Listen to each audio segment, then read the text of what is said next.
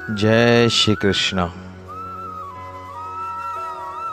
आप सबसे अनुरोध है, कृपया इस वीडियो को अंत तक देखें।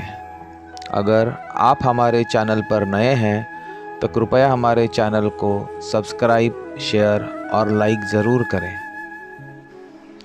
श्री कृष्ण कहते हैं,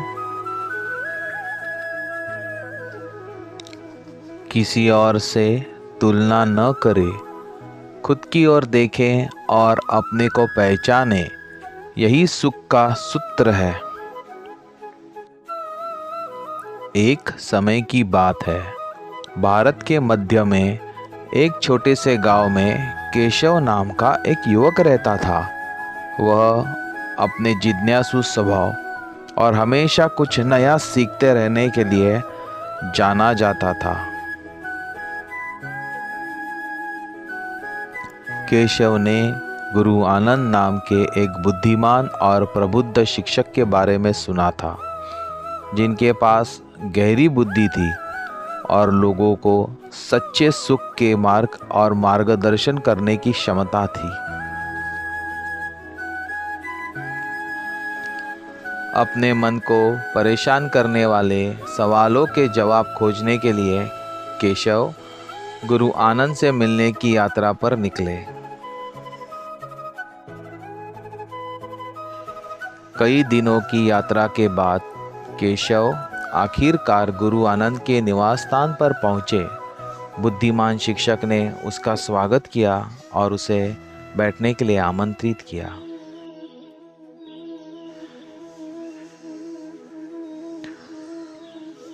केशव ने आदरपूर्वक प्रणाम किया और कहा, गुरुदेव, मैं आपसे मार्गदर्शन चाहता हूँ। कृपया मुझे दुखों के चंगुल से बचने और सच्चा सुख पाने का कोई उपाय बताएं।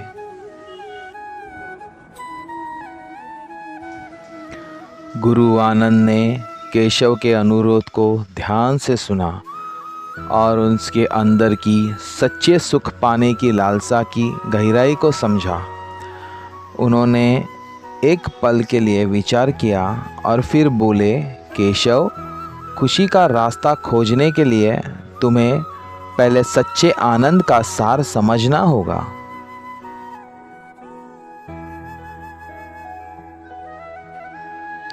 जाओ और उस व्यक्ति को ढूंढो जो इस गांव में सबसे ज़्यादा खुश है और मुझे उसके जूते लाकर दो। फिर मैं दुख से मुक्ति का रहस्य तुमसे साझा करूंगा।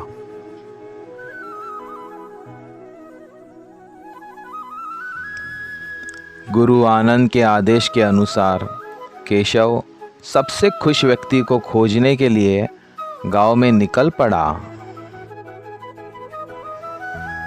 वह पहले घर के पास पहुंचा और वहां रहने वाले आदमी से पूछा, भाई, तुम बहुत ही खुश दिखते हो। क्या तुम मुझे एक दिन के लिए अपने जूते उधार देने को तैयार हो?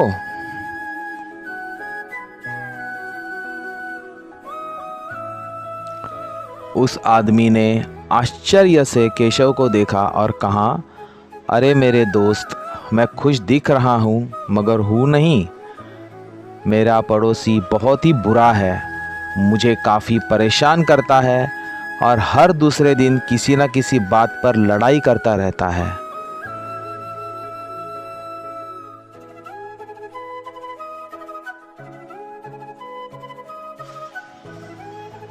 मैं वास्तव में कैसे खुश रह सकता हूँ जबकि मुझे उससे निपटना है।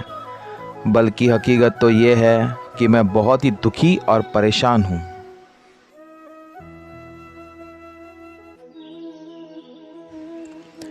बिना विचलित हुए केशव ने उस व्यक्ति को धन्यवाद दिया और अपनी खोज जारी रखी। वह दूसरे घर के पास गया और उसे एक औरत मिली जो अपने बच्चे को खाना खिला रही थी।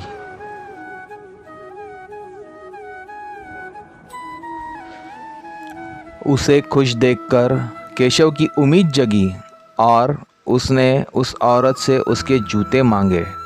एक उदासी के साथ उसने उत्तर दिया, प्रिय भाई, मेरे पति के साथ मेरे खराब संबंधों के कारण खुशी मुझसे कोसों दूर है।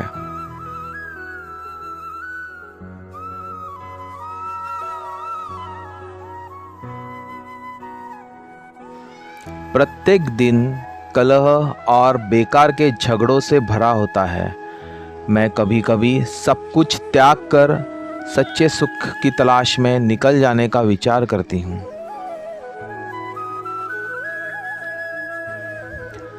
यदि आप वास्तव में खुश व्यक्ति को खोजना चाहते हो तो कृपया कहीं और जाके खोज करें। केशव ने सहानुभूतिपूर्वक सिर हिलाया और यह महसूस किया कि जिस सच्चे सुख की वो तलाश कर रहा है वो कुछ और नहीं, मात्र एक आभास है। उसके बाद सुखी व्यक्ति के तलाश में केशव ने न जाने कितने ही घरों का दौरा किया।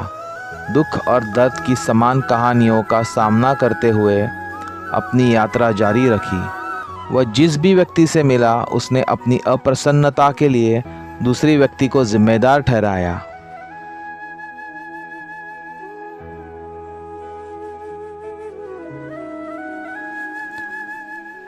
दिन हफ्तों में बदल गए और केशव अपनी निरर्थक खोज से थक गया।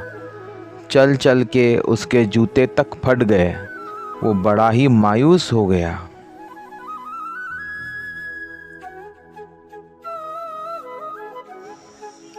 पूरी तरह से निराश होकर केशव ने गुरु आनंद के पास वापस लौटकर एक भी सुखी आदमी का जूता ना ला पाने की वजह से अपनी हार को स्वीकार करने का फैसला किया।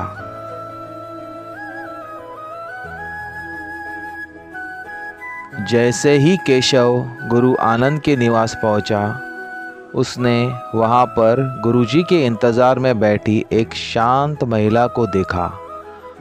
उसकी दीप्तिमान मुस्कान और शांत आभा ने उसका ध्यान आकर्षित किया।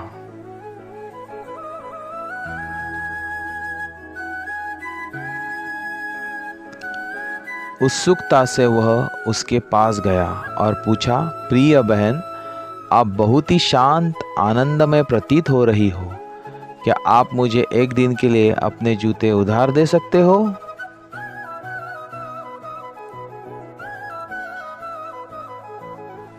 वीणा नाम की महिला ने धीरे से हंसते हुए जवाब दिया, ओह प्रिय भाई, मेरी खुशी का स्रोत बाहरी दुनिया में नहीं बल्कि मेरे अपने अंदर की गहराई में है। हालांकि मैं आपको एक अलग दृष्टिकोण प्रदान कर सकती हूँ।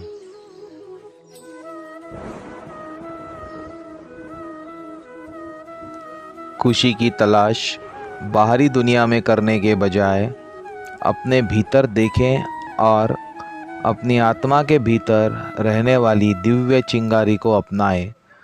वही दुख से सच्ची मुक्ति मिल सकती है।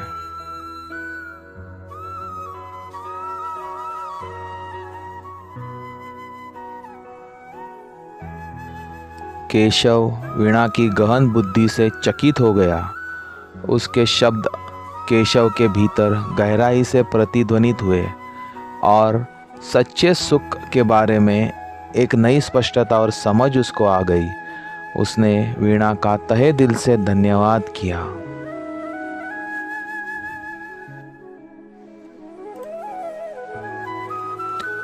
गुरु आनंद के पहुंचने पर केशव ने अपनी यात्रा और वीणा से प्राप्त अंतर्दृष्टि को साझा किया।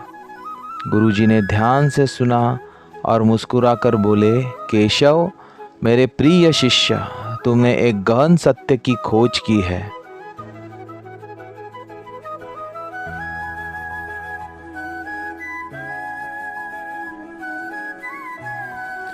खुशी का मार्ग खुद की तुलना दूसरों से करने या बाहरी परिस्थितियों को दोष देने में नहीं है, बल्कि आत्मा की जागरूकता प्राप्त करने और अपनी आंतरिक दिव्यता को अपनाने में है।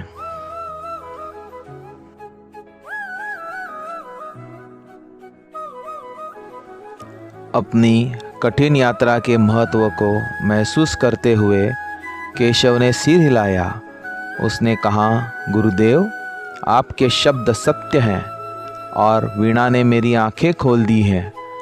अब मैं समझ गया हूँ कि सच्ची खुशी भीतर से उत्पन्न होती है।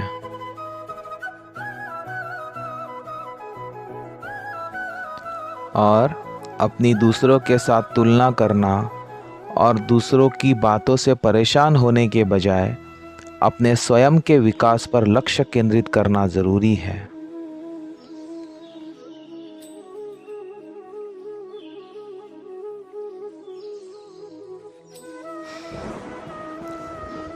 गुरुजी की आंखें गर्व और आनंद से चमकने लगी। बोले, केशव मेरे छात्र, तुमने वास्तव में मेरी शिक्षा के सार को समझ लिया है। जीवन भर इस पाठ को याद रखना, क्योंकि यह स्थायी खुशी की कुंजी है।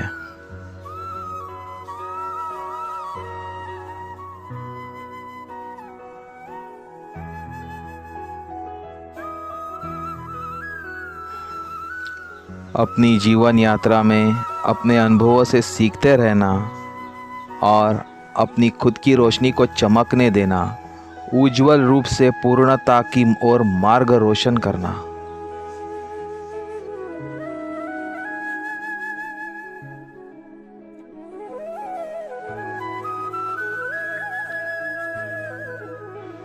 अपने दिल में कृतज्ञता के साथ केशव ने अपने भीतर गुरु से पाई हुई गहन शिक्षा और नए ज्ञान को लेकर गुरु आनंद की विदाई ली।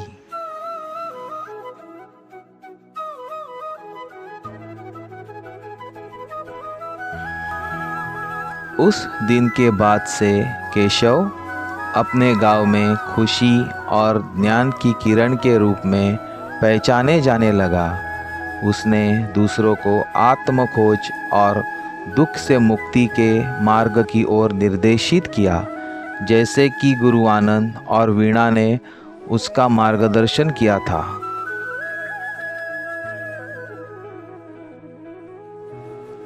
अगर आपको ये वीडियो पसंद आया हो तो कृपया इसको लाइक, शेयर और सब्सक्राइब ज़रूर करें और नीचे दिए हुए कमेंट बॉक्स में अपनी कमेंट ज़रूर दें।